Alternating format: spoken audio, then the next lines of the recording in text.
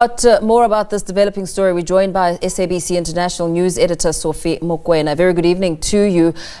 Things are escalating very quickly. We understand that Israel attacked Iran's state television station in the middle of a broadcast. What do we know so far about what may have transpired there?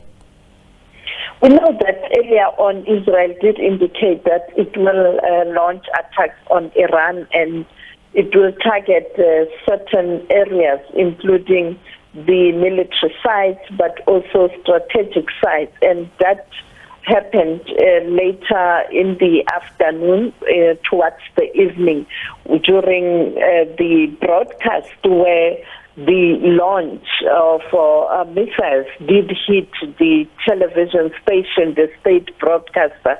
And some people were injured. We are told that there might be casualties, even though the number is not known yet. And we immediately, after 20 minutes, saw that news anchor going back on air reading the news, and she became a hero for those who support the Iranian regime. And we are told now President of the United States of America has called on the Iranian authorities to engage in talks.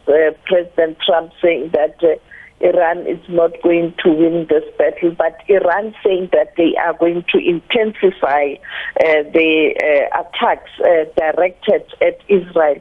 So we expect Iran to retaliate tonight to early hours of the morning on Tuesday. And the other leaders of the G7 in Canada have called for cessation of hostilities and have called on the parties to engage in talks.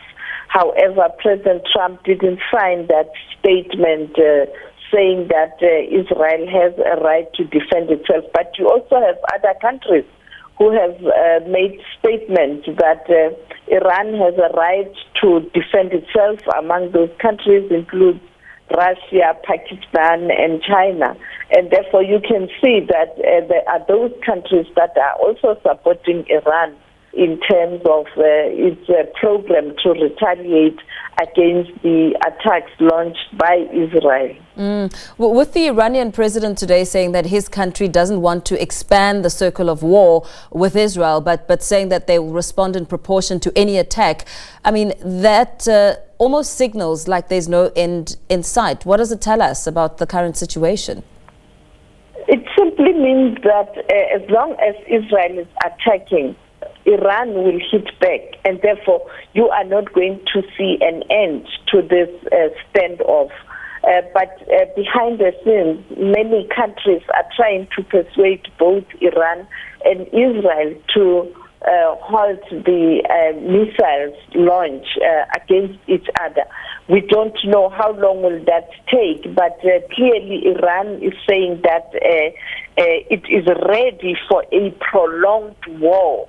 And as long as Israel is attacking, Iran will continue to retaliate. And this time around, Iran has threatened to retaliate with a much powerful means and force to push back against Israel. And therefore, we are waiting to see what impact will that have, and when will those missile reach Israel, and which areas, as Iran has indicated after that attack on a state broadcaster that they will definitely, Iran will definitely retaliate.